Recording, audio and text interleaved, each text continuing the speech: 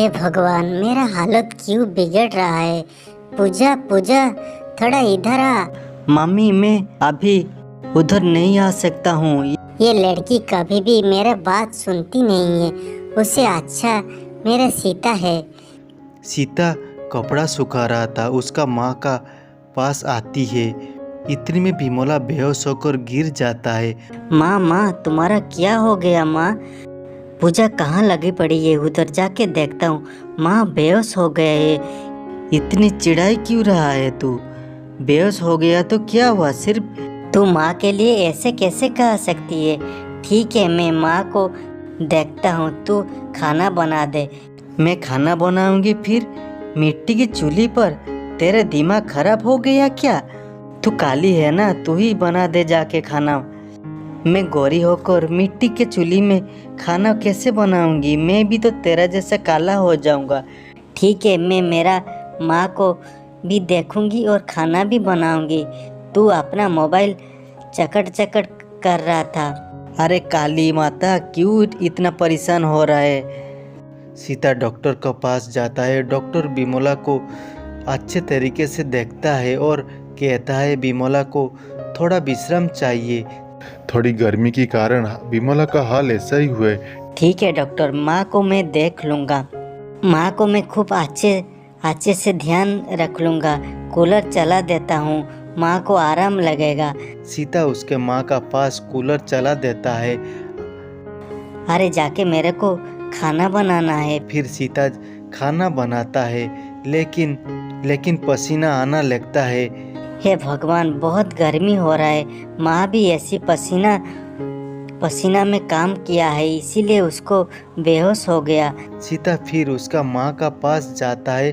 अरे इधर कूलर कहाँ चला गया? पूजा पूजा कहाँ चली गई? अरे कूलर तू ले गया क्या? तेरे को माँ के चिंता नहीं है क्या? अरे क्यों भड़बड़ कर रहा है? मेरे को बहुत ज़्यादा गर्मी लगा, इसीलिए मैं कूलर लेके आ गया। तेरे को क्या प्रॉब्लम हुआ? ऐसे भी माँ सो रहा है, माँ को कैसे पता चलेगा अभी इतना गर्मी है? तू अपनी कर, समझी? सच्ची में पूजा, तू बहुत घमंडी है। तेरे घमंडी का आगे माँ भी नहीं दिखता है तेरे को। कैसा है तू?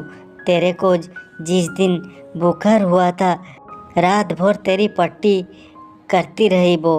रात भर वो जाग रहा था और तुझे माँ के लिए थोड़ा भी फिक्र नहीं है।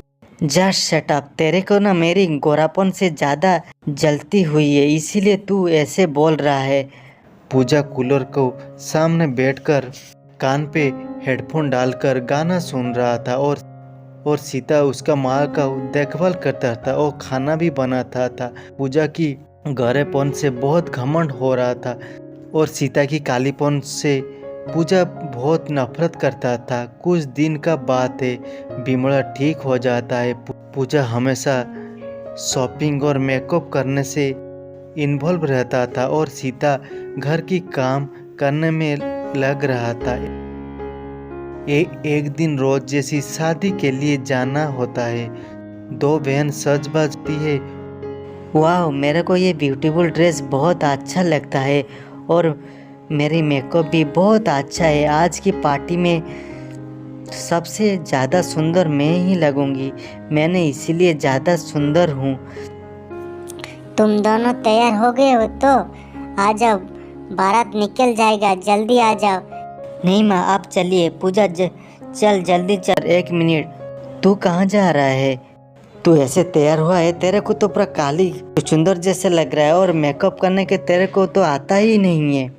मैं तेरे साथ जाऊंगा तो मेरे को बहुत खराब लगेगा, तू मत जा। मैं बहुत सुंदर हूँ और मेरा फोटो अच्छी आएगी। तू मेरे साथ जाएगा तो लोग फिर से बोलना शुरू कर देंगे, देखो गोरी के साथ काली भी आया है। लेकिन ये सब मैं सुन नहीं सकता हूँ। स्कूल और कॉलेज में ये सुन के मेरे पेशेंस और नहीं है। पूजा, तू हमेशा तेरी बड़ी बहन से इतनी लड़ती झगड़ती क्यों है? दीदी है तेरा, ठीक है?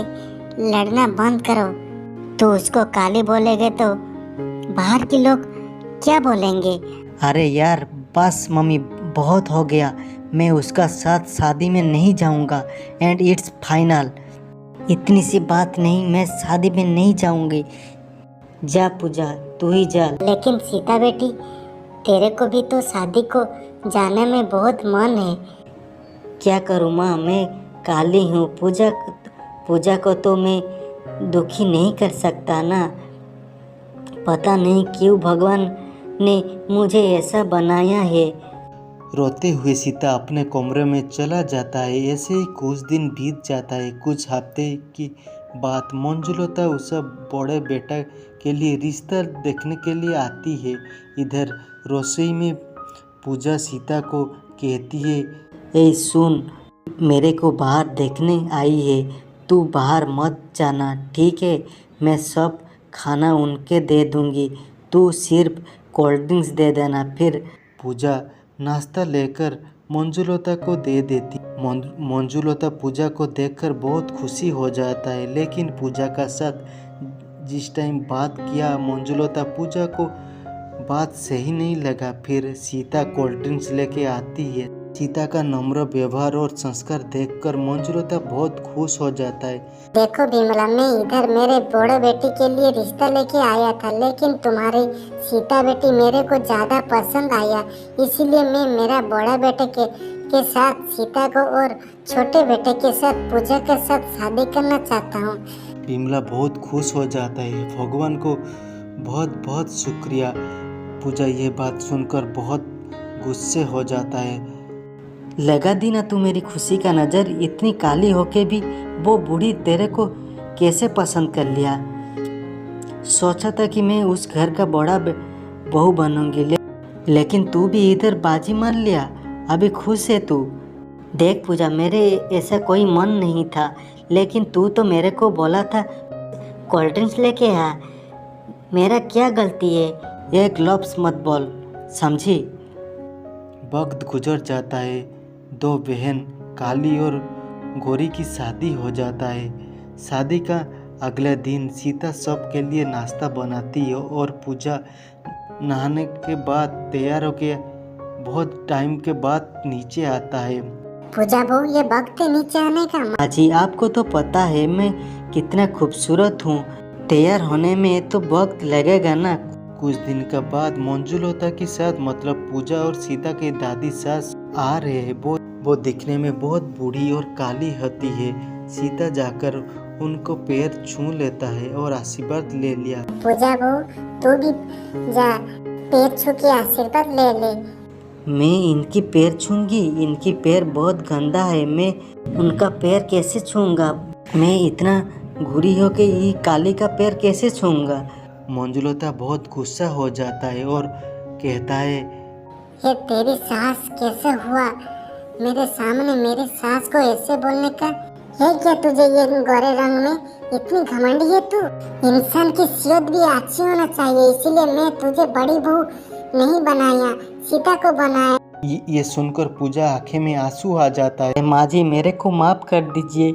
ये बात मैं पहले कभी समझ जाती तो आज मेरे को ऐसे दिन देखने को नहीं मिलता। मुझे माफ़ कर दीजिए। और मंजुलता पूजा को माफ़ कर देता है। उसी दिन से पूजा घर का सब काम करता है और खाना भी बनाता है। दोनों बहन मिलकर खाना बनाते थे।